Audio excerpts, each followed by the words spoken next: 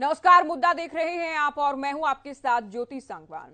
No हिंसा को लेकर हम बात करने वाले हैं क्योंकि नो हिंसा को लेकर एक तरफ बयानबाजी अभी थमी नहीं है, तो मानसून सत्र को लेकर भी विरोधी दलों ने तैयारी कर ली है कि इस मुद्दे के साथ सरकार को घेरा जाएगा। नो हिंसा और कानून व्यवस्था को लेकर सरकार से सवाल पूछे जाएंगे।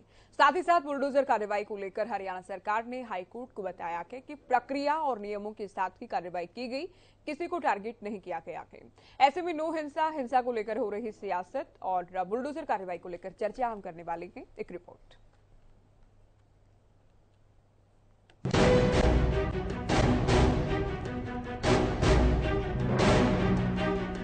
नो हिंसा को लेकर सियासत जोरों पर है। विरोधी दल साफ कर चुके हैं कि विधानसभा के मानसून सत्र में भी मुद्दे को लेकर सरकार से सवाल पूछे जाएंगे, तो वहीं सरकार षड्यंत्र होने का दावा करते हुए गहन जांच की बात कह रही है। नो हिंसा के बाद नूह और आसपास के इलाके में हुई बुलडोजर कार्रवाई को लेकर भी राजनीतिक वार पलटवार देखा गया। हालांकि हाईकोर्ट ने बुलडोजर की कार्रवाई पर रोक लगाई। अब हरियाणा सरकार ने 400 पन्नों का जवाब दाखिल किया है और बताया कि बुलडोजर की कार्रवाई में किसी धर्म विशेष को टारगेट नहीं किया गया, बल्कि प्रक्रिया के तहत कार्रवाई की गई। हमने रिप्लाई फाइल करना था जी कोर्ट में on behalf of DC Gurugram and DC नू। तो कोर्ट में हम रिप्लाई फाइल करने के लिए गए थे, लेकिन ऑनरेबल कोर्ट ने बोला कि the reply should be filed in the registry because it's a बल्कि रिप्लाई। बिकॉज रिप्लाई में हमने सारे नोटिसेस लगा दिए हैं कि 1% किसी प्रोसीजर को बाईपास नहीं किया गया। हमने 27 annexures, all the notices, demolition orders and the direction by the NGT or by the honorable court in all the writ petitions which have been passed by the honorable court is annexed। और हमने अपने reply में categoric बता दिया कि demolition has been carried out by different departments like municipal council, BDPO, HSVP। So it is not only the one department which has carried out the demolition. Demolition is by the different wings of the government। Bulldozer की कार्रवाई के दौरान गृह मंत्री अनिल विज की ओर से दावा किया गया और कहा गया कि बुलडोजर की कार्रवाई दबा का काम करेगी। उधर कांग्रेस नेताओं की ओर से कार्रवाई पर सवाल उठाए गए, सरकार पर एकतरफा एक्शन लेने के आरोप लगाए गए। हम पूरी कार्रवाई कर रहे हैं और जिसमें जैसे जैसे जिसके ऊपर केस बनता है उसको इलाज करेंगे और इलाज में बुलडोजर भी एक दवाई है, वो भी जहाँ जरूरी होगा हम चलाएंगे। हिंदू हो, मुसलमान हो, कोई भी धर्म का हो, जो इसमें शामिल पाया जाए उस पर कठोरतम कार्रवाई होनी चाहिए। अब इस समय बुलडोजर से जिस तरह से गरीब आदमियों के, उनमें सभी तो दोषी नहीं है।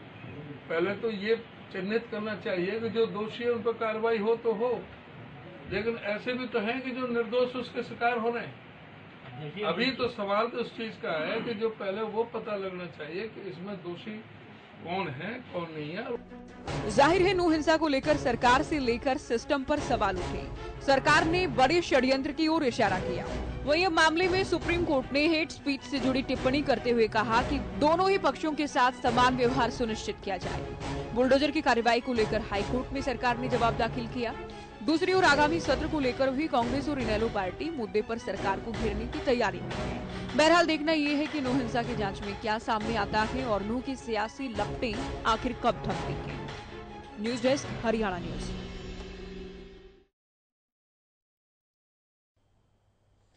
तो नो हिंसा को लेकर वार पलटवार देखी जा रही है।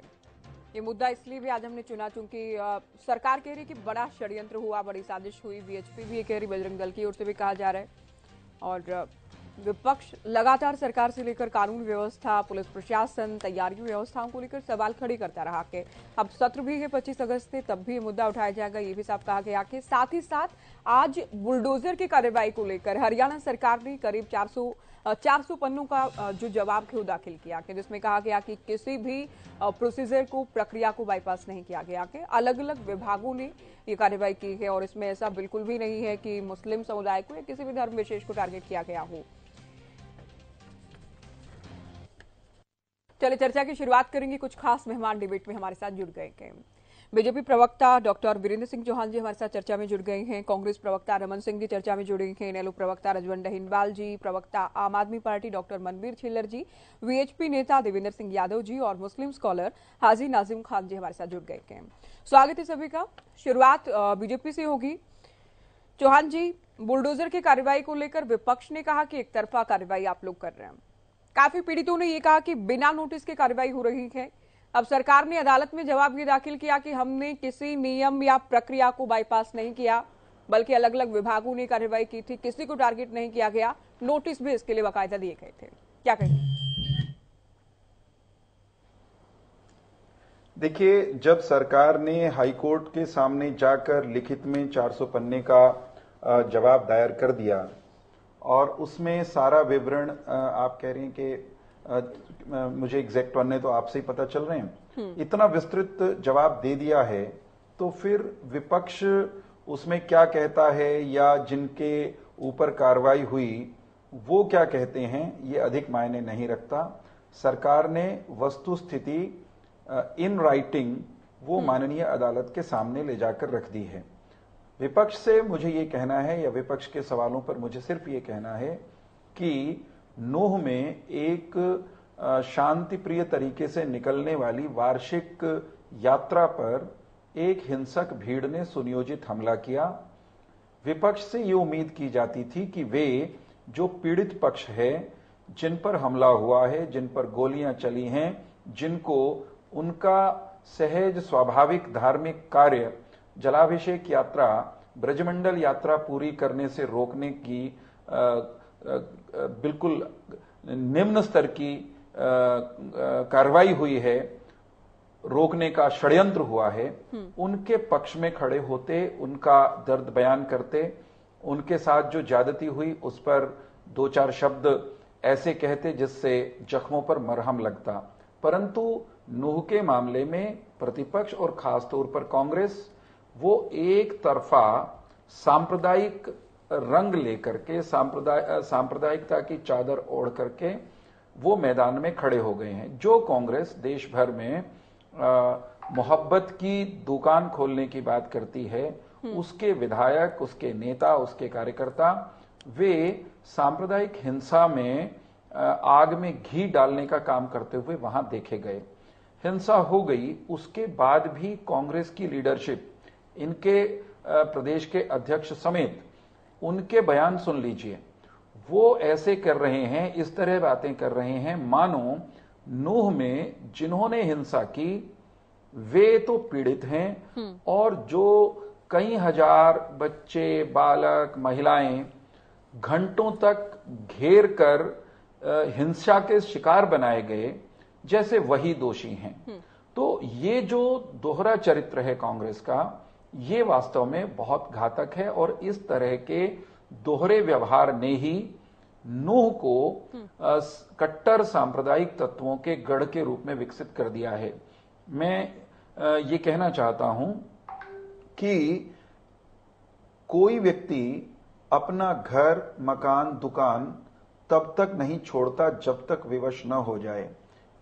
आज ये भी चर्चा का विषय होना चाहिए कि नूह में पिछले 40-50 सालों के दौरान ऐसा क्या हुआ है कि वहां का अल्पसंख्यक हिंदू वो अपने घर बार, कारोबार छोड़कर वहां से पलायन कर रहा है और लगभग 100 गांव ऐसे हैं ज्योति जी, जिनके बारे में इंडिपेंडेंट एक्सपर्ट्स ने अपनी रिपोर्ट कई महीने पहले एक दी है, जो एकदम हिंदू विहीन हो गए हैं।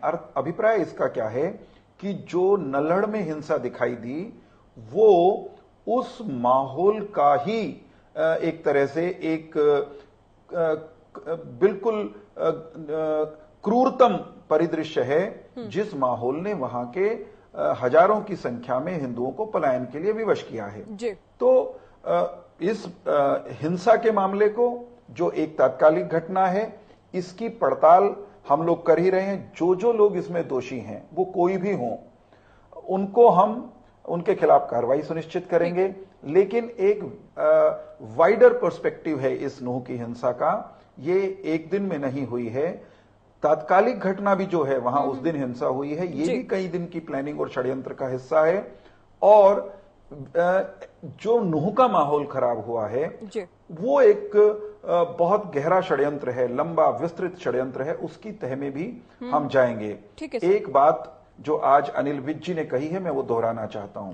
कांग्रेस के नेता भूपेंद्र सिंह हुड्डा हों या इनके वहां के मामन खान हो, चौधरी इलियास हों या आम आदमी पार्टी का जो अल्पसंख्यक प्रकोष्ठ का संयोजक प्रदेश का हिंसा में नामित हुआ है, जो भीड़ का हिंसक भीड़ की अगुवाई कर रहा था, ये सब जांच की प्रक्रिया पूरी होने के बाद, मैंने भूपेंद्र सिंह हुड्डा जी से लेकर के और मामन खान तक को कहा है, ये सब जांच की प्रक्रिया पूरी होने के बाद जब तथ्य आएंगे, सही कहा है अनिल विज जी ने कि इनके लिए मुंह छिपाना दूभर हो जाएगा, मुश्किल हो जाएगा। जी, चलिए मैं चर्चा को आगे ले जाती हूं। सुनिश्चित करेंगे प्रत्येक व्यक्ति को न्याय मिले। ठीक है रमन सिंह जी, टॉपिक आज हमने इसलिए भी चुना है क्योंकि कल डिबेट नो हिंसा को लेकर की थी और बार बार ये बात आई कि बुलडोजर कार्रवाई सरकार कर रही है, धर्म विशेष को टारगेट किया जा रहा है, लेकिन सरकार ने आज अदालत में जवाब दाखिल कर दिया है।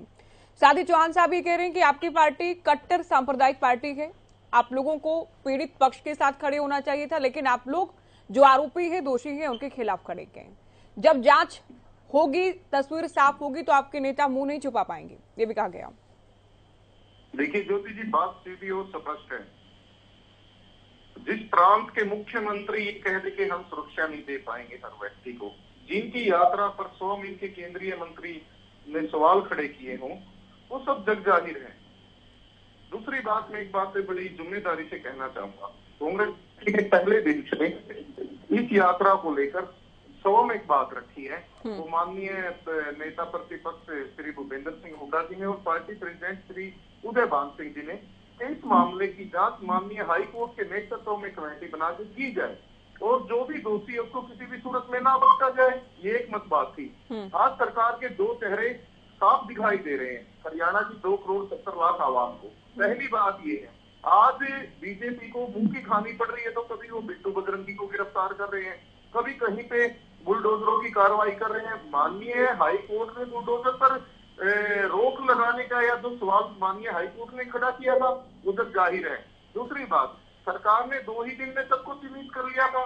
सरकार की सीआईडी फेल हुई, सरकार का लॉ एंड ऑर्डर फेल हुआ और जो वहां पे उच्च पदों पे बैठे अधिकारी जैसे वो माननीय एसपी साहब थे, वहां के वो छुट्टी पे थे, 3 दिन की छुट्टी पे डीसी साहब का भी वहां पे जो संज्ञान लिया गया है सबने पता है। अब मुझे एक चीज बताओ, होमगार्ड के भरोसे यात्रा को छोड़ दिया गया, 2 झगड़ों में 2 पक्षों में झगड़ा हुआ, निंदनीय है, कड़े शब्दों में निंदा करते पहले दिन से कह रहे हैं। शांति की अपील कांग्रेस द्वारा प्रथम पार्टी के तौर पे की गई थी, लेकिन जब हालात इस तरह के 2 बीजेपी के चेहरे दिखाई देंगे, राव इंद्रजीत जी ने पहले दिन ही यात्रा पे सवाल खड़े किए, वो इनकी पार्टी के केंद्रीय मंत्री हैं। कांग्रेस शांति की अपील करती रही। कांग्रेस पार्टी ने पहले दिन से कहा कि इसकी एक जांच कमेटी बने माननीय हाई कोर्ट के नेतृत्व में, जो दोषी है उसको किसी भी सूरत में ना बख्शा जाए। इन्होंने देखा कि ये मामला इन पे उल्टा पड़ गया, क्योंकि बार बार हरियाणा को जला के राज नहीं किया जा सकता और बीजेपी गिर गई चारों तरफ से, तो इन्होंने कल परसों बिट्टू बजरंगी को भी गिरफ्तार जब आप कर लिया। शांति की अपील की बात कर रहे हैं रमन जी, तो मामन खान का बयान भी आपको याद होगा, विधानसभा में जो कहा गया, सीधे जो धमकी दी गई। आप सुनिए ना ज्योति जी, मामन खान जी ने जो विधानसभा के पटल पे कहा वो जग जाहिर है, उसमें कोई छुपा हुआ कुछ नहीं था। लेकिन वो बात 6 महीने पहले थी, वहां पे स्पीकर साहब ने, माननीय स्पीकर जी ने उसको डिलीट करवा दिया था। तो 6 महीने बाद अब कोई वीडियो बना के यात्रा पे सवाल खड़े करके, यात्रा में दंगे करवा के अब कहेंगे कि हैदरली के टाइम में क्या हुआ था। आप आज पे चर्चा हो ना, आज क्या हो रहा है। बीजेपी ऐसे कटघरे में खड़ी होगी है कि हरियाणा की 36 बिरादरी, 2 करोड़ 70 लाख आवाम इनको कह रही है कि इनकी मानसिकता साफ थी, इन्होंने हरियाणा को बार बार जलाया है, जग जाहिर है। आज ये गिर गए हैं तो कभी किसी की पकड़ कर रहे हैं, कभी किसी की दुकानें उखाड़ रहे हैं। आज देखो इनके सारी असलियत सामने आ गई है। दूसरी पार्टियों पर उंगली उठाना बीजेपी की पहली प्राथमिकता रही है, लेकिन अपने गिरेबान में झांकना भूल गए हैं। आज हरियाणा के सामने इनकी पिक्चर बिल्कुल साफ है कि इनकी मंशा क्या थी, ये हुआ कैसे है और इसके पीछे इन लोगों ने इस हिसाब से षड्यंत्र रचा है। सुरक्षा एजेंसी फेल हुई है, सीआईडी रिपोर्ट 15 दिन से थी, तो सरकार सो रही थी क्या? मुझे एक चीज बताइए। लेकिन बार बार ऐसा हुआ है तो जब जाहिर है ज्योति जी मैं और उत्तर अब ये देना लोग चाहता ऐसे हूँ। चौराहे पे खड़े हो गए हैं कि इनको हरियाणा की 2,70,00,000 आवाम ने पहचान लिया है। ठीक है, आपकी बात का सार जो मैं समझ पाई हूँ, चौहान साहब ये कह रहे हैं कि पोलराइजेशन की जो स्क्रिप्टिंग आप लोगों ने की थी वो एक्सपोज हो गए आप लोग। अब आप लोग क्या कर रहे हैं, विरोधियों को घेर रहे हैं इसे लेकर। संक्षेप में बाकी प्रवक्ताओं को जोड़ेंगे फिर। देखिए, कड़वी सच्चाई ये है कि भारतीय जनता पार्टी कोई पोलराइजेशन की पॉलिटिक्स इस मामले में नहीं कर रही, न की है, न करने की आवश्यकता है। कांग्रेस पार्टी का जो नेतृत्व है वहां का, उस इलाके का, चाहे वो मामन खान हो, चाहे चौधरी इलियास हो, चाहे दूसरे इनके विधायक हो, वहां इन लोगों के ट्विटर हैंडल देख लीजिए। इन्होंने जो बातें वहां की हैं वो कुल मिलाकर के भड़काऊ की श्रेणी में आती है। आपको शायद ध्यान होगा ज्योति जी, रुक जाओ, ये बदतमीजी मत करो ना। मेरा जवाब का समय है। हमेशा रमन सिंह का दिमाग जो है ना, ये सेट नहीं रहता, ये सुनते नहीं दूसरे की। आपकी बारी में मैं कुछ बोला था, आपने जो बोला मैंने सुना, चुपचाप सुन लो फिर। अरे सुनो ना, जब आपकी बारी में मैं बोला था क्या फिर बदतमीजी करते हो रोकने के बाद भी? आपकी बारी में मैं कुछ बोला था क्या? आपने जो बोला अनाप शनाप मैंने सुन लिया। आप जवाब सुन लो ना भाई। मैं ये कह रहा हूं कि कांग्रेस पार्टी के एक विधायक ने विधानसभा के पटल पर यह कहा, नूह में घुस गए तो गंठे से प्याज से फोड़ देंगे। कहा कांग्रेस पार्टी के नेताओं ने इस तरह की बातें कही। फिर अगर वो बात कही थी और वो बात सही थी तो उससे मिलते जुलते जो ट्वीट थे वो मामन खान ने डिलीट क्यों किए? अब वो सारी चीजें जो इन्होंने वहां सांप्रदायिक हिंसा को भड़काने वाली और सांप्रदायिक तत्वों के हौसले बढ़ाने वाली की हैं, उन सब की जांच हो रही है। डिलीटेड ट्वीट भी वापस आएंगे, फेसबुक के मैसेज भी वापस आएंगे और इन सब से हम हिसाब मांगने वाले हैं।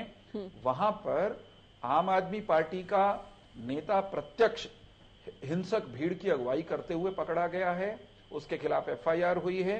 और कांग्रेस के नेताओं का व्यवहार वो संदेह के दायरे में हिंसा के समय भी है, हिंसा से पहले भी है और हिंसा के बाद भी है। कल इन्होंने एक प्रेस कॉन्फ्रेंस की थी ज्योति जी। इनके प्रदेश अध्यक्ष, केवल एक वाक्य, कल इनकी प्रेस कॉन्फ्रेंस थी, उसमें प्रदेश अध्यक्ष की इनका मैंने एक वीडियो देखा। पूरे वीडियो में फोकस मोनू मानेसर पर है। मोनू मानेसर ने कोई भड़काने वाली बात कही नहीं, वो इस हिंसा में कहीं दोषी है नहीं, कोई आरोप उस पर है नहीं। और मोनू मानेसर पर जो आरोप है, जिसमें मुकदमा दर्ज है और राजस्थान की पुलिस उसकी जांच कर रही है, उसमें भी राजस्थान के डीजीपी को मीडिया में हमने ये कहते पढ़ा है, देखा है कि प्रथम दृष्टिया नासिर जुनैद की हत्या में उसकी कोई भूमिका नहीं है। ठीक है सर, अभी मैं चर्चा को आगे ले जाती हूँ। आपने एक वाक्य की बात की थी, आपकी बात आ गई है उसकी आड़ में, रमन जी, मोनू की आड़ में आप एक वाक्य में अपनी बात कह दीजिएगा रमन जी। नहीं, पूरा फिर आप लोग 1 to 1 अगर आप लोग डिबेट करते रहेंगे, बाकी लोग फिर एक वाक्य, एक अहम बात अगर आपको कहनी है तो कहिए। देखिए, वीरेंद्र जी के आंकड़े गलत हैं, मैं आपको बिल्कुल दुरुस्त कह रहा हूं, और कल इस पे डिबेट दोबारा रख लेना। आम आदमी पार्टी के जिस नेता का इन्होंने नाम लिया है उसको हरियाणा पुलिस ने 5 दिन पहले क्लीन चिट दे दिए कि आपका कोई लेना देना नहीं था। एफआईआर की कॉपी लेके आते, इनके पास बिल्कुल गलत आंकड़ा है, मैं जिम्मेदारी से कह रहा हूँ। चलिए, आम आदमी पार्टी से भी बात कर लेंगे इसे लेकर। तो ठीक है, दोषियों का बचाव आप अच्छा करते हैं। नहीं, मैं अभी बीएचपी नेता को चर्चा में जोड़ लूं। आप दोनों की बात अगर पूरी हुई, रमन जी अभी सर सभी को चर्चा में जोड़ लेते हैं। देखिए यादव जी, दोषियों का बढ़िया बचाव करते हैं आप। 2 पार्टियों के प्रवक्ता और के उनके पास में चलेंगे, लेकिन यादव जी अभी सरकार ने क्लियर कर दिया है कि हमने किसी धर्म विशेष को टारगेट नहीं किया। नूह की बात करें तो वहां 70% मुसलमान, 30% हिंदुओं के खिलाफ भी कार्रवाई हुई है। गुरुग्राम में जो हुई वो अधिकतर हिंदुओं के खिलाफ कार्रवाई हुई है और ये अवैध कब्जों और अवैध निर्माण का ही मामला था। ज्योति जी, पहले तो ना मैं आपको एक बता देता हूँ, वीएचपी नेता नहीं कार्यकर्ता होते हैं हमारे संगठन में। तो मेरा निवेदन है, मैं प्रत्यक्षदर्शी भी हूँ और कार्यकर्ता भी हूँ। इसमें जो आप कह रहे हैं कि हिंदुओं के खिलाफ भी एफआईआर हुई है, वो हुई है 31 तारीख के बाद और नूह में हिंदुओं के खिलाफ कोई एफआईआर, कोई दंगे में शामिल नहीं था, उसमें कोई एफआईआर नहीं हुई है। बिट्टू बजरंगी का जो उसको अरेस्ट किया गया है, वो भी उसका बयान यात्रा प्रारंभ होने से जस्ट पहले का है, उसको ध्यान में रखते हुए, उसको संज्ञान में लेते हुए शायद उसको अरेस्ट किया गया है। महिला पुलिसकर्मी से बदसलूकी के भी आरोप हैं। ये देखो, मेरी नॉलेज में कोई ऐसा है नहीं कि वो महिला पुलिसकर्मी से कहाँ संपर्क में आया, ऐसा मुझे नहीं लगता कि कोई ऐसी बात किसी की नॉलेज में हो। और अगर है तो वो पुलिस के पास आंकड़े होंगे, अपना कार्य करेंगे, कानूनी कार्रवाई होगी उस पे। ठीक है, वो हो रही है, वो 14 दिन की न्यायिक हिरासत पर है। बोले दूसरा मैं कल भी मैंने कहा था, जो बुलडोजर की कार्रवाई है वो एक तरफा भी नहीं है। जो अवैध है उनपे जो हिंदुओं के भी तोड़े गए हैं कुछ ढाबे या कुछ और मैं फिर कहना चाहता हूँ कि एक इंस्ट्रूमेंट के तौर पे, चाहे वो हिंदुओं की बिल्डिंग थी चाहे वो मुसलमानों की बिल्डिंग थी जिससे पत्थरबाजी हुई है, जिससे गोलियां चली है, वो एक इंस्ट्रूमेंट है। जैसे गाड़ी किसी क्राइम में यूज की जाती है, कोई हथियार यूज किया जाता है, उसको जब्त किया जाता है, उस पे कार्रवाई होती है। इसी तरह बिल्डिंग जितनी भी यूज हुई है इस क्राइम में, इस दंगे में, उस पे सब पे कार्रवाई होनी चाहिए। मेरा कहने का मतलब ये है। और अभी जो भी कार्रवाइयां हुई है वो सफिशिएंट नहीं है। और मेन मुख्य जो तिरंगा चौकी दोनों तरफ की बिल्डिंग है वो बाकी है। मैं खुद स्वयं देख कर आया था, गाड़ी मेरी जली थी, मैं उसकी FIR कराने गया था नूह में, तो देखा तो वो वहां पे नहीं टूटा है कुछ भी। मैं बार बार कहना चाहता हूँ। दूसरा, मामन खान और इनका मैंने कल भी कहा था, ये ट्वीट आप देखिए कि 6 महीने पहले रमन जी कह रहे हैं, कांग्रेस के हमारे जो भी पैनलिस्ट है वो कह रहे हैं कि देखिए इस पे 6 महीने पहले जो किया या 3 महीने पहले जो किया उसकी प्लानिंग पूरी करते करते, और 30 तारीख का ट्वीट है ये, मामन खान का 30 तारीख का ट्वीट है, ऑन रिकॉर्ड है ये। उस पे कहा है कि मैंने विधानसभा में आपकी लड़ाई लड़ी है और यहां भी आपके साथ हूं। इससे बड़ा सबूत क्या हो सकता है कि कांग्रेस और कांग्रेस के विधायक इस दंगे के मूल जो है ना उसमें है, इसका कराने में है, इसको सुनियोजित षड्यंत्र में शामिल है। तो आप तो सीधे आरोप लगा रहे हैं कि कांग्रेस ही है, पूरी हिंसा, पूरी दंगे, माहौल खराब हुआ, 6 लोगों की जान गई, आप सीधे एलिगेशन लगा रहे हैं कि कांग्रेस पार्टी इसके पीछे। जांच होगी प्रत्यक्ष। और मैं तो ये कहता हूँ कि इतने बड़े हथियार, यहाँ अवैध हथियार, मोर्टार तक की सुनने में आ रहा है, और बड़े AK-47 से पहाड़ों से जो है ना गोलियां चलाई गई है चारों तरफ से, उनकी NIA से जांच हो। मैं एक व्यक्तिगत तौर पे भी और एक यात्रा में व्यक्तिगत तौर पे शामिल, आस्था के रूप में शामिल हुआ था, उसके लिए भी मेरी फैमिली मेरे साथ थी, उसके तौर पर भी, और एक कार्यकर्ता के तौर पर भी ये मांग करता हूं कि NIA से जांच हो, सारा दूध का दूध और पानी का पानी साफ हो जाएगा। इस मेवात में आज का रिकॉर्ड नहीं है क्राइम का, और क्राइम करने वालों को पनाह देने वाले इन नेताओं का भी आज का रिकॉर्ड नहीं है, सर्वविदित है, सबको पता है। और इनमें भी ये तीनों चारों विधायक इस दंगे में, इस आतंकी हमले में, इस पूरे देश की छवि खराब करने में शामिल है। रमन जी आएंगे, लेकिन अभी सीक्वेंस से चलेंगे। देखिए खान साहब, ये बार हमारी पार्टी पे सवाल उठाया जाए सर, वो तो उठेंगे, वो तो सरकार पर भी उठते हैं। वहाँ वीरेंद्र जी भी कुछ कहना चाह रहे हैं, आप भी कहना चाह रहे हैं, लेकिन 3 पैनलिस्ट ऐसे हैं मेरी डिबेट में अभी जिनसे मैं ओपनिंग स्टेटमेंट नहीं ले पाई हूँ, ओपनिंग स्टेटमेंट जिनकी नहीं हो पाई है, तो क्या मेरी जिम्मेदारी नहीं बनती उनसे जवाब लेना? बिल्कुल बनती है, उनको समय देना। यादव जी आएंगे आपके पास अभी देखिए, चलिए चर्चा में आगे चलते हैं। खान साहब, ये तीनों विधायकों पर आरोप लगा रहे हैं VHP कार्यकर्ता। बीजेपी भी ये कह रही है कि इन्वेस्टिगेशन जब होगी, पिक्चर क्लियर होगी, तो कांग्रेस मिलेगी पूरे दंगे और हिंसा के पीछे। साथ ही साथ एक बात और ऐड कर दूं, कल आपने भी बुलडोजर कार्रवाई को लेकर सवाल उठाए थे, सरकार क्लियर कर चुकी है, अलग अलग विभागों ने प्रक्रिया के तहत इस कार्रवाई को अंजाम दिया है, बाकायदा पहले नोटिस देकर।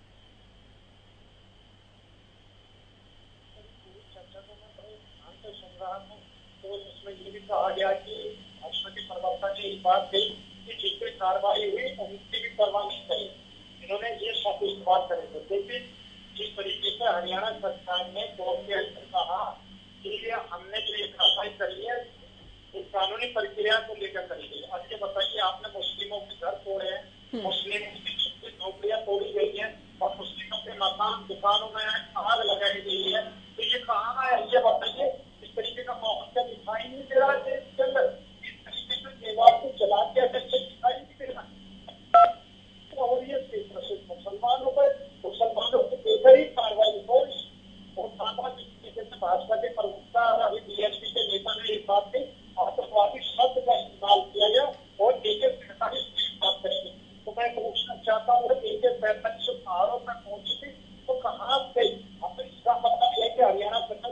खान साहब, मैं चाहती थी आपकी बात पूरी हो, लेकिन आपकी आवाज हमें ठीक से नहीं मिल पा रही। आएंगे आपके पास चौहान साहब। अभी 2 पैनलिस्ट हैं।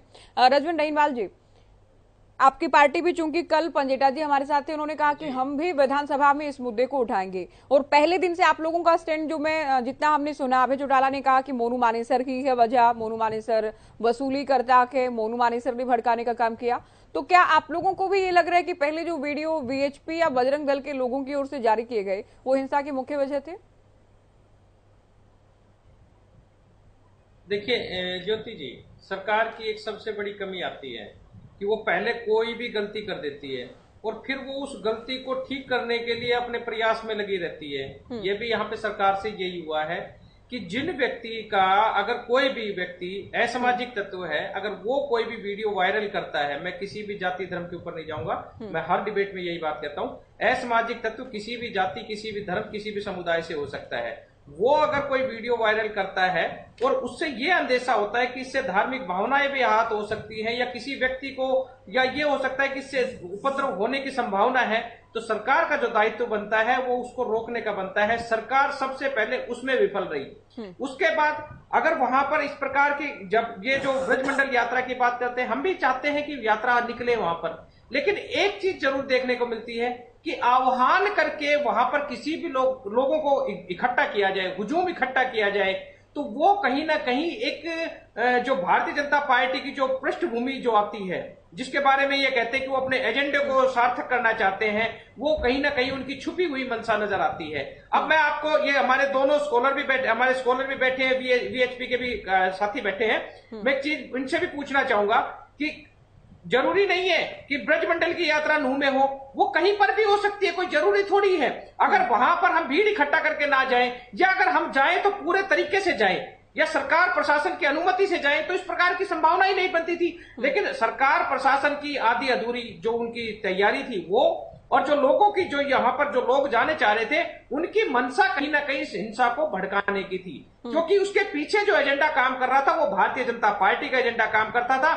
सबको पता है कि भारतीय जनता पार्टी का एजेंडा फिक्स है। उनका काम क्या है? हिंदू मुस्लिम करना, जाति धर्म में बांटना, 35 बनाम 1 करना, ये इनका फिक्स एजेंडा है, ये किसी से छुपा हुआ नहीं है। जी, आप लोगों के तो पुराने, आप लोग तो पुराने सहयोगी रहे हैं इसी एजेंडे वाली पार्टी के, आप लोग पुराने सहयोगी रहे। देखिए एक मिनट, मैं आपको एक चीज, आप लोग तो कहते हैं कि विधानसभा का रास्ता ही हमने दिखाया इनको। सहयोगी होना एक अलग चीज है। अच्छा। जब हम सहयोगी थे तो इस प्रकार की घटना को अंजाम दिया गया कभी? आप ये भी बता दीजिए। अब ये जो कोई भी व्यक्ति गलत व्यक्ति का साथ कब छूटता है? जब उसकी गलतियां पता लगता रहता है, गलतियां छूटती, लोग दूर होते रहते हैं, और आज भारतीय जनता पार्टी का असली चेहरा सबके सामने आ गया। अब बात करते हैं हम, यहाँ पर जो कार्रवाई चल रही थी, जो बुलडोजर कार्रवाई चल रही है, हम इससे भी बिल्कुल सहमत हो जाएंगे, बशर्ते कि ये कार्रवाई पूरे हरियाणा में एक साथ हो। अलग अलग तरीके से करो, किसी भी तरीके डिपार्टमेंट वाइज कर दो, कोई जरूरी नहीं है। क्या 2 दिन में सारा इन्होंने एनक्रोचमेंट हटा दिया? जो सरकार की जमीन पर, हम नहीं चाहते किसी भी प्रकार का एनक्रोचमेंट कोई भी करे, कोई भी अवैध कब्जा करे, सबको कब्जे को हटा दो, अच्छी बात है। सरकार का कब्जा नहीं, सरकार की जमीन पर किसी प्रकार का कब्जा नहीं होना चाहिए। लेकिन क्या 2 दिन में सारा कब्जा हट गया? नहीं हटा ना। 21 जिले और भी हैं, वहां पर कार्रवाई क्यों नहीं हुई? क्या एक ही जिले में, 2 जिलों में ही ये घटना को, ये कब्जा किया गया था? भाई और भी बहुत से जिले हैं, आप वहां पर भी कार्रवाई करो। एक बात और आती है, हमारे साथी अभी कह रहे थे कि हिंदू घर छोड़कर जा रहे हैं, तो आपकी सरकार क्या कर रही है? आप उनको सुरक्षा मुहैया कराने के लिए, आपके जो हमने मुख्यमंत्री साहब को जो चुना था हरियाणा की जनता ने, उन्होंने तो हाथ ऊपर खड़े करके कह दिया, भाई मैं तो आपकी सुरक्षा नहीं कर सकता, तुम जानो तुम्हारा काम जाने, मैं तो नहीं, ऐसा नहीं कहा, ऐसा नहीं कहा कि तुम जानो तुम्हारा काम नहीं। कोई चद्दर तान के सोने की बात करता है। नहीं, सीएम को गलत कोट कर रहे हैं, ऐसा नहीं कह रहे। उन्होंने अनुपात, पुलिस का और हरियाणा की जनसंख्या का अनुपात वो बता रहे थे। उसके बाद उन्होंने इस बात को लेकर क्लियर भी किया कि उनके बयान को गलत तरीके से लिया गया। वो ये नहीं कहा गया, उनकी ओर से नहीं कहा गया कि तुम बस नहीं किया जा चुका है, फिर भी इनको नहीं सुनना। सीएम स्पष्ट कह चुके हैं, वो अपने कहने का भाव बता चुके हैं। क्या बात ले लेना क्लियर, मैं बात पूरी कर देता हूं। मैं भाव की मैं बता देता हूं, आपकी जिम्मेदारी अगर कोई भी निर्धारित की जाती है आप उसमें बहानेबाजी नहीं कर सकते। मेरी जिम्मेदारी अगर कोई दी जाती है मैं बहानेबाजी नहीं करूंगा। आज प्रदेश के मुख्यमंत्री है, वो किसी प्रकार के इस प्रकार के बहानेबाजी नहीं करेंगे। मुख्यमंत्री एक बार किसी भी अधिकारी को आदेश देंगे तो उनसे ये नहीं कहेंगे कि बहाने चलेंगे, वो कहेंगे काम करो। तो मुख्यमंत्री जी से भी जनता उम्मीद करती है कि काम करो। अगर आज वो असुरक्षित महसूस कर रहे हैं, कहीं डरे हुए सहमे बैठे हैं, ठीक है, आपकी बात आ गई है डहीनवाल जी, चूंकि मुस्लिम स्कॉलर हमारे साथ। वीरेंद्र जी, आपके पास बहुत कुछ है कहने को, मैं आऊंगी सर। अभी मैं पहले राउंड में सबके सवाल अभी ले लूं। खान साहब, आप बात पूरी नहीं कर पाए थे, शायद आप ये कह रहे थे कि मुस्लिमों को ही टारगेट किया गया, और अगर ये बुलडोजर की कार्रवाई अवैध निर्माण पर करनी थी तो अभी क्यों की गई, ये कह रहे थे आप? जी ज्योति जी, हाँ बिल्कुल। देखिए, मेरी बात अधूरी रही थी, मैं अपनी बात को पूरी करता हूँ। मैंने ये कहा कि आज जो कार्रवाई हो रही है सिर्फ और सिर्फ एक तरफा कार्रवाई हुई है। मुसलमान को चुन चुन के उनके घरों को तोड़ा गया है, उनके झुग्गी झोपड़ियों को तोड़ा गया। अभी हमारे यहाँ पर एक बीएसपी के नेता थे और भाजपा के प्रवक्ता थे, उनकी बात को मैं कहता विगत बोलों को ये कहता हूँ, जो ये कह रहे थे कि 147 से पहाड़ों से गोलियां चलाई गई। तो इसका मतलब यह है कि कहीं ना कहीं हमारे हरियाणा सरकार फेल हुई है और पुलिस प्रशासन वो भी फेल हुआ है। तो अगर 147 वहां पर चलाई जा रही थी तो इसका मतलब यह है कि वो 147 वहां पर दी किसने। इस तरीके का बीएसपी के नेता ने एक बयान दिया है। तो मैं ये कहना चाहता हूँ कि जिन्होंने चलाई उनके बारे में नहीं कहेंगे कुछ, जिन्होंने चलाई उनके बारे में भी कहिए कुछ। चलाई किसने थी? नहीं, आपके पास इतना पुख्ता सबूत कैसा है सर, ये बताइए कि 147 वहां पर मौजूद थे। आप छोड़ बोल रहे, आप अफवाह फैला रहे देश के अंदर, इस तरह की अफवाह चलाइए देश के अंदर। मैंने कहा है इंक्वायरी एनआईए से कराइए, उसके बाद में पता चल जाएगा आपको। आप झूठ बोल रहे हैं। 500 मीटर से टारगेट करना, 500 मीटर की हाइट से टारगेट किया गया है। ऑटोमेटिक माहौल पैदा कर रहे, झूठ मत बोलिए सर, झूठ मत बोलिए। मैंने भी अरे श्रीमान जी, अरे श्रीमान जी अपराधियों के साथ खड़े हो रहे हो। यादव जी, आप सुनिए, आप इनको आपकी बात पूरी होने दीजिए। यादव जी, अपराधी होता है, नहीं देखिए, अपराधी होता है, चाहे वो किसी भी समुदाय से आता हो, उसको धर्म विशेष करके अगर उसको टारगेट करके उसके मकानों को तोड़ा जाता है तो ये गलत है। बुलडोजर चलाया गया, जबकि एक ये कहा गया कि इस पर अतिक्रमण हटाने के लिए बुलडोजर चलाए, तो उसकी बात ये कही जा रही थी कि ये दंगा करने वाले थे, इनके दंगा इसी वजह से इनके मकानों को तोड़ा गया। ये दो तरफा बातें कैसे होंगी? आप इस पक्ष में है कि अपराधी जो है हत्या करने वाले हैं उनको कोई दंड न दिया जाए। वहाँ मुसलमानों के घरों को चिन्हित करा गया, उनके घरों को तोड़ा गया, उनको दिखाने के लिए कि हाँ देखिए हम आप पे कार्रवाई कर रहे हैं, जबकि मुसलमानों का इस दंगे से कोई लेना देना नहीं था, लेकिन फिर भी मुसलमानों को टारगेट किया गया। सब बड़ा ध्यान से अब ज्योति जी रोक दीजिए, एक नेता ने ये कहा, अब ज्योति जी रोक दीजिए। इस यात्रा के अंदर नाजिम जी, अब तो मुझे लगता है मुझे नाजिम जी बोले जाएंगे और हम सुनते रहेंगे।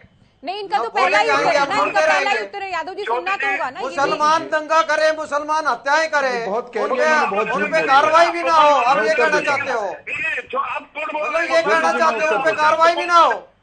ज्योति जी, मैं उत्तर दे दूं। अभी आ रहे हैं चौहान जी, अब तो इनका पहला ही तो उत्तर है, इनको बात पूरी कहने दीजिए। बहुत इन्होंने झूठ बोला, बहुत पूरी, ये तो वही दोहरा रहे हैं और झूठ बोल रहे हैं सर। यहाँ आप मोहम्मद खान की तरह साफ साफ दंगाइयों के साथ खड़े हैं। मंत्री ने मान लिया तो इसका मतलब यह है कि जो खुलेआम हथियार लेकर चले उन्होंने ही इस साजिश के तहत इस यात्रा को नुकसान पहुंचाने का काम किया। ठीक है खान जी, आपकी बातें आ गई है अगले। ठीक है, अभी आपकी बात ये है कि मुसलमानों को टारगेट किया गया, जो खुलेआम हथियार लेकर चले वो ही साजिश के पीछे थे। चिल्लर जी के पास चलना, उससे पहले चौहान साहब बहुत देर से कुछ कहना चाह रहे हैं। चौहान साहब, ये देखिए, बुलडोजर कार्रवाई को लेकर चूंकि अनिल विज ने ये कहा था कि दंगाइयों के खिलाफ जो कार्रवाई होगी उसमें बुलडोजर दवा का काम करेगा। अब सरकार कहती है हमने तो प्रक्रिया के तहत अलग अलग विभागों ने कार्रवाई की है, तो क्या ये नो हिंसा के खिलाफ कोई एक्शन था? मैं इस प्रश्न का उत्तर अंत में दूंगा। पहले मैं जो आपके चैनल पर, आपके पैनल पर गजब गजब की बातें हो रही हैं, 2-3 उन पर टिप्पणी कर दूं। देखिए, जो ये हाजी साहब हैं, पूरा नाम क्या है इनका, मैं इनको नाम से संबोधित करना चाहता हूं। नाजिम खान। ज्योति जी, क्या नाम है इनका? हाजी नाजिम खान है हमारे साथ, मुस्लिम स्कॉलर हैं। हाजी नाजिम खान, इन्होंने ऑन रिकॉर्ड आपके चैनल पर यह कहा है कि मुसलमानों का इस हिंसा से कोई लेना देना नहीं है। अब मुसलमानों की एक भीड़ ने हिंदू यात्रियों को घेर कर उन पर गोलियां चलाई, 6 लोग मारे भी गए और यात्रियों की गाड़ियां जलाई गई, पाकिस्तान जिंदाबाद के वहां नारे लगे। हिंसा करने वाले कौन थे सबको मालूम है, एफआईआर में कौन नाम है सबको मालूम है। उसके बावजूद भी इतना दुस्साहस, इतना झूठ से प्रेम।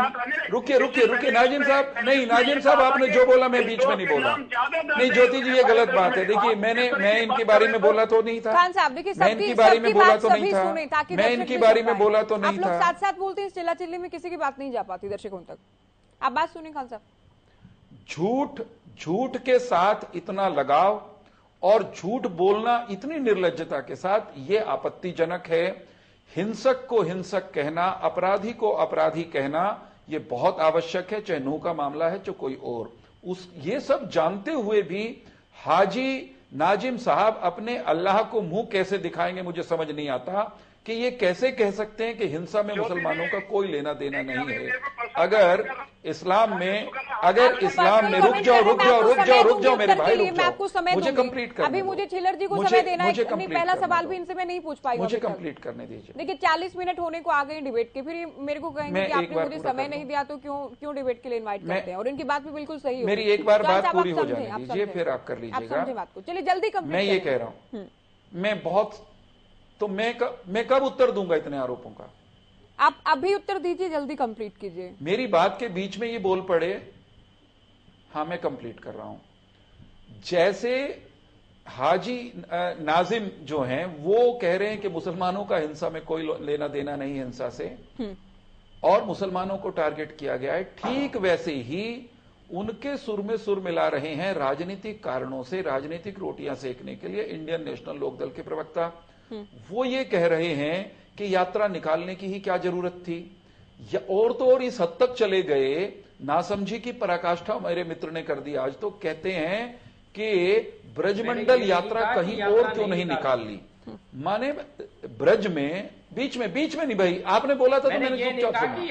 ब्रजमंडल यात्रा ब्रजमंडल में ही निकले। अरे आपने जो कहा था सबने सुना है भाई, सबने सुना है, साहब अब मेरी मजबूरी है कि मुझे डिबेट में आगे बढ़ना होगा। अभी डिबेट में आगे बढ़ना होगा। मैं आम आदमी पार्टी को भी चर्चा में जोड़ूंगी। आम आदमी पार्टी को चर्चा में जोड़ते हुए पहला आप जो कहते हैं कि आपको उत्तर देना है, तो आम आदमी पार्टी पर भी तो नेता को लेकर एलिगेशन लगाया ना आप लोगों ने।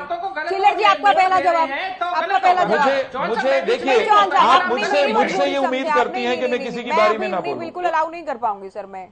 मैं मजबूर तो मैं हूं जिसे आप बोलने नहीं देना चाहते। कमाल कर रहे हैं सर, आपको मुझे एक बार मेरी बात पूरी कर लेने दीजिए, आप पूछ लेना आम आदमी पार्टी, क्योंकि आप बीजेपी से हैं, सभी आपसे आप सवाल ये कर रहे हैं। बताइए क्या मेरी बारी में मुस्लिम स्कॉलर नहीं बोल रहे?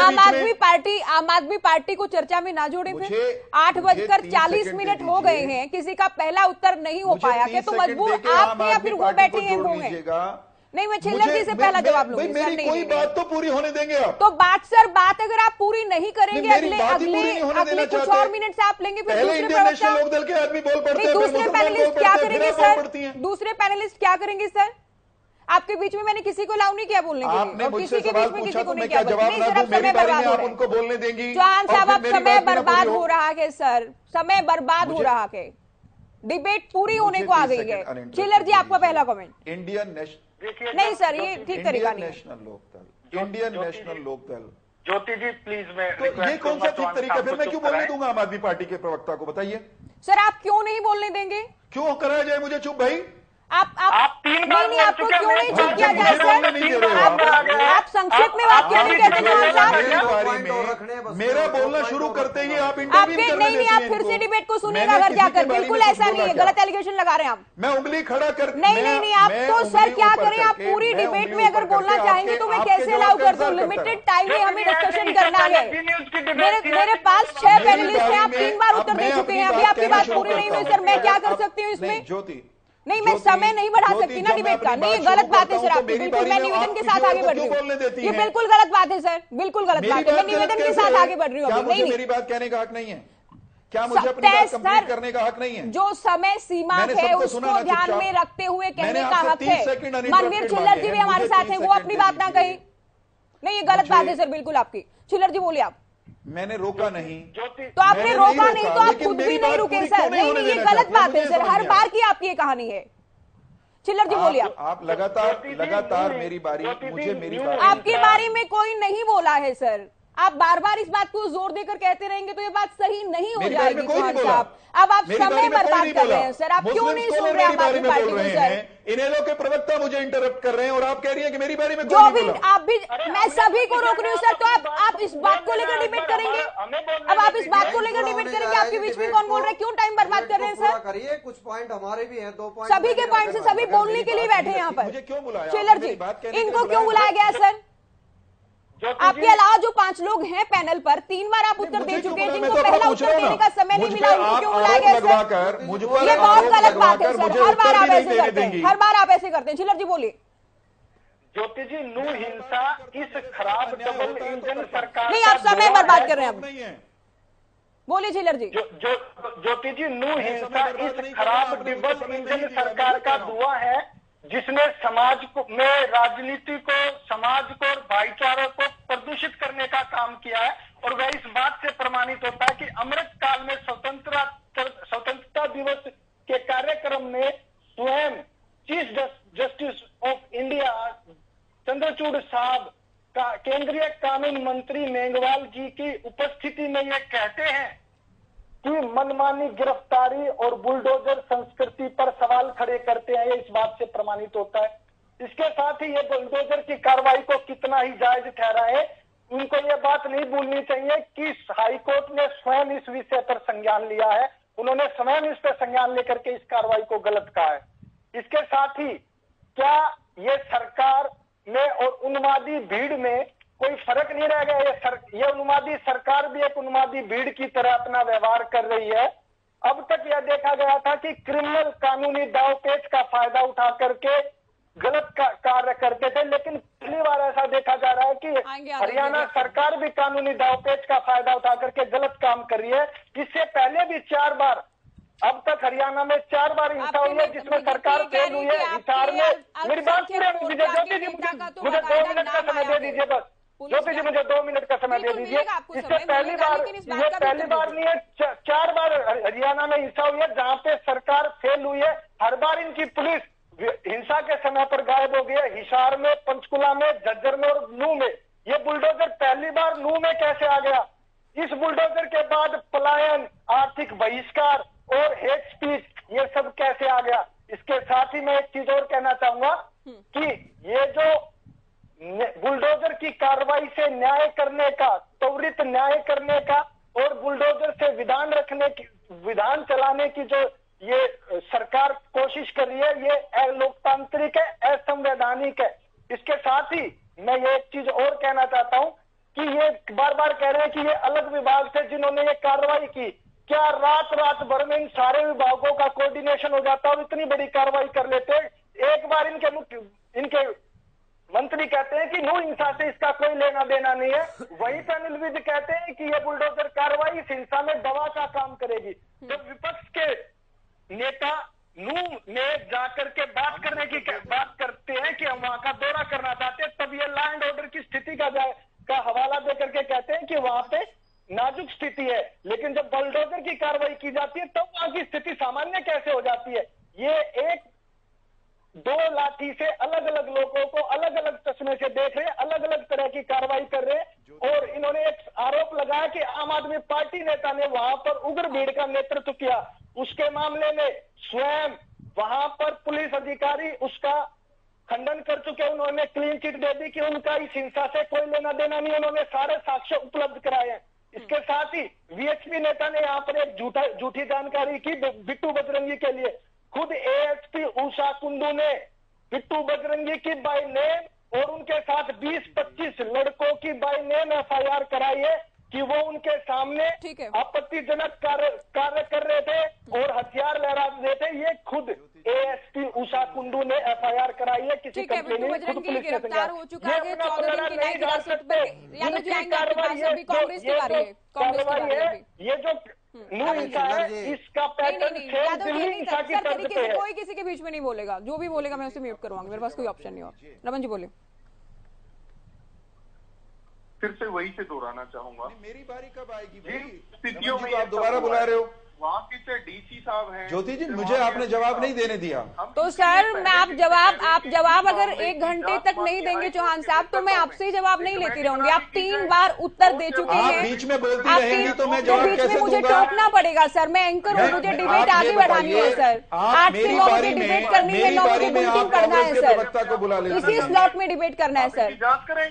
और दूसरी बात, केंद्रीय मंत्री मुझे तो बात कहनी है ना अपनी। रविंदर जी ने कहा मेरे ऊपर 4 लोग आरोप चौहान साहब आप बीच में नहीं बोलेंगे, आप बीच में नहीं बोलेंगे। सम्मान करते हैं, सिख भी करते हैं। नहीं, मैं तो मुझे तो आप कैसे भी नहीं, बीच में क्या कहीं भी बोलने नहीं दे आप रही हैं। डिबेट खराब कर रहे हैं सर, क्यों नहीं बोलने दे रहे? आप क्या आरोप लगा रहे हैं?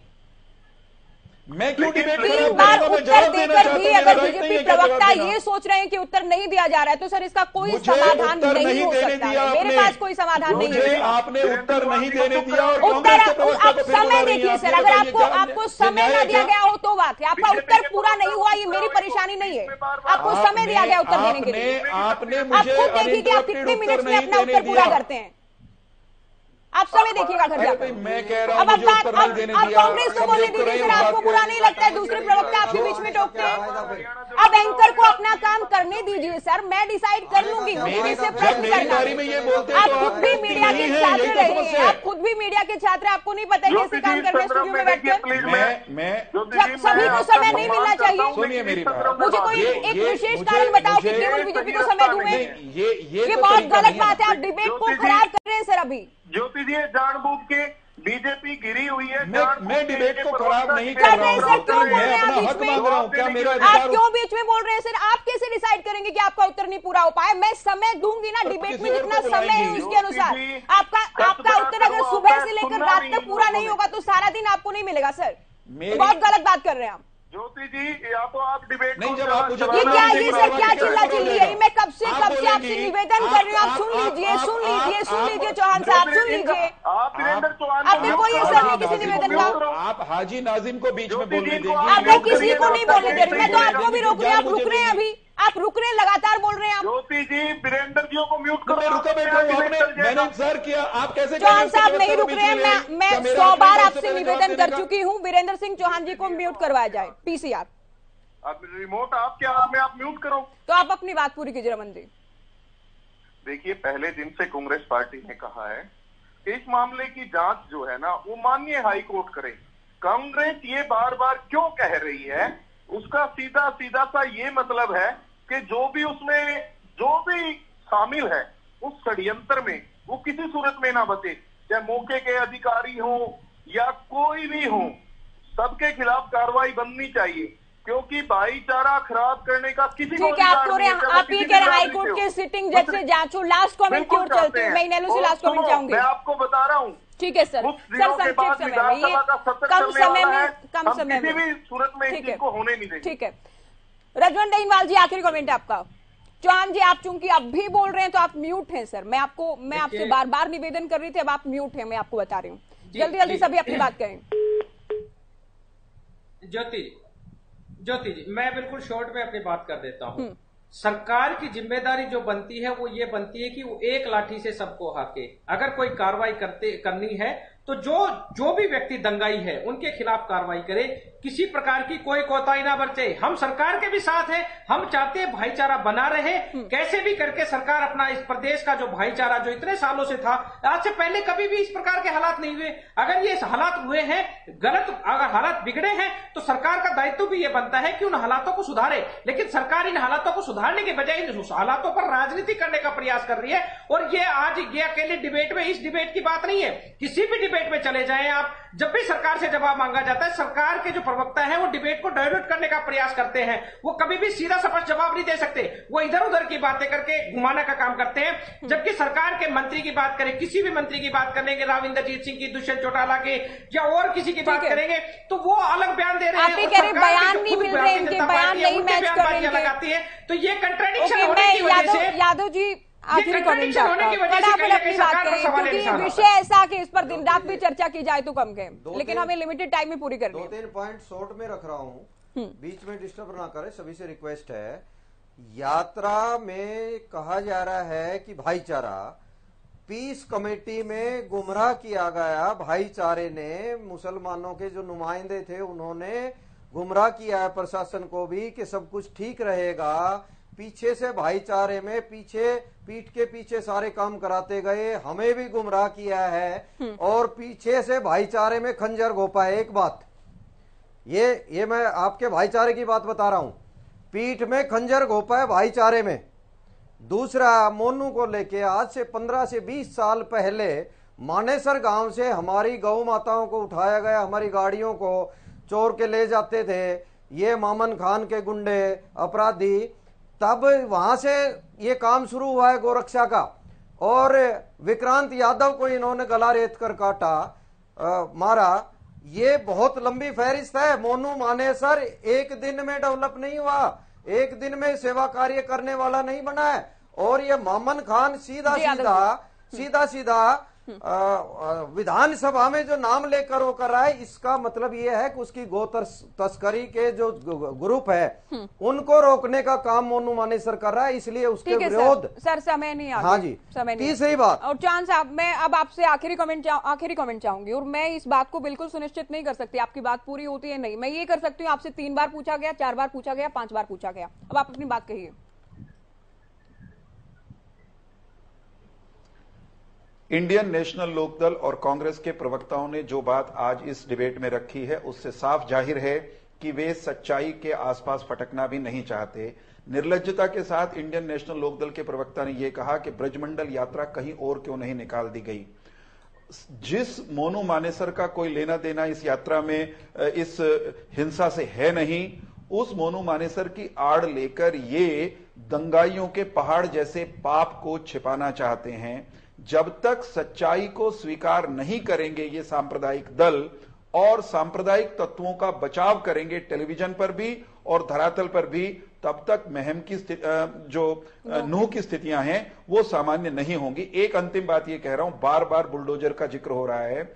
अगर मुस्लिम वो हिंसा में शामिल हैं और मुस्लिम लोगों ने मान लीजिए वहां अवैध कब्जे कर रखे हैं, तो क्या इसलिए उनको माफ कर दिया जाए, उनके खिलाफ कोई कार्रवाई न हो, बुलडोजर की कार्रवाई समेत, क्योंकि वे मुसलमान हैं? ये है क्या भाईचारा? ये न्याय की बात है क्या? न्याय ये डिमांड करता है कि जो अपराध की गतिविधियों में संलिप्त है, जिस हिंसक भीड़ ने हमला किया है, वो भी, और जो उसके संरक्षक हैं, चाहे वो कांग्रेसी हो, चाहे उसको बढ़ावा देने वाले लोकदली हो या आम आदमी पार्टी के लोग हों, कोई भी हो, उनके खिलाफ कार्रवाई होनी चाहिए। बिट्टू बजरंगी ने अगर कोई गलती की तो वो उसको पकड़ा गया है। हम किसी को भी बख्शने वाले नहीं हैं जिसने कानून तोड़ा है, लेकिन यहां पर हो ये रहा है कि मुसलमानों के लिए अलग कानून होना चाहिए और हिंदुओं के लिए अलग कानून होना चाहिए। मुसलमान को नमाज पढ़ने का अधिकार चाहिए, उसकी रक्षा होगी, लेकिन हिंदू अपनी यात्रा निकालने के लिए वो नूह छोड़ करके वो पाकिस्तान जाए, अफगानिस्तान जाए, बांग्लादेश जाए। इस तरह की बेतुकी बातें आपके पैनल पर यहां बैठकर प्रवक्ताओं ने की है, उससे साफ जाहिर होता है कि इन राजनीतिक दलों का भी नूह के कट्टरवाद को संरक्षण है, शय है। ये आज भी मोनू चिल्ला रहे हैं या फिर नासिर जुनैद कर रहे हैं। इनको हिंसा की कार्रवाई में लोगों की रक्षा करते हुए प्राण देने वाले होमगार्ड के जवानों की बिल्कुल भी याद नहीं है। आप भी कह रहे हैं, आप एक सवाल और सबके लिए उछाल कर जा रहा हूं। ये कह रहे हैं, एक अंतिम वाक्य, ये कह रहे हैं कि जो यात्री थे उनके पास भी उन्होंने भड़काऊ कोई काम किए, उनके पास कोई हथियार थे। एक भी किसी मुसलमान के साथ किसी ज्यादती का कोई मामला नल्हड़ या आसपास उस घटना के दिन है नहीं। जो आप आखिरी इंद्रजीत सिंह पे कार्रवाई कराओ, जो पिटे हैं, जिन पर हमला हुआ है, उनको दोषी ठहराने वाले लोग मुझे पापी हैं। कमांड मिल चुकी है कई बार। मैं अधिक समय लेकर नाजिम खान जी से आखिरी कमेंट चाहूंगी, बस चर्चा का समय नहीं बिल्कुल भी। कोई भी अगर दोषी है उसको सजा मिलनी चाहिए, लेकिन मुसलमानों को चिन्हित कर उनके घर मकान तोड़े जाए, ये सही नहीं है। और जिस तरीके से अभी बार एक बात आ रही थी कि एक 20 मुसलमानों के साथ उन्होंने हमारे साथ धोखा करा, ये सरासर झूठ बोल रहे हैं। इस तरीके की कभी कोई ऐसी बात नहीं। मुसलमान हमेशा हिंदू भाइयों के साथ है। हिंदू भाइयों के साथ कांधे से कांधा मिलकर चला था। और चलिए जांच के बाद ही साफ हो पाएगा कौन किसके साथ है। और चिल्लर जी आपसे मुझे बहुत खेद है इस बात का कि आज हम आम आदमी पार्टी को कम समय दे पाए इस चर्चा में। मतलब चिल्ला चिल्ली में किसी न किसी का समय जरूर जाता है और आज चिल्लर जी को बहुत कम समय मिल पाया। बहुत शुक्रिया सभी का, वक्त आप लोगों ने दिया और चर्चा हमने नो हिंसा को लेकर हो रही बयानबाजी, मानसून सत्र को लेकर हो रही नो हिंसा के लिहाज से तैयारी पर चर्चा की। फिलहाल दीजिए इजाजत, नमस्कार।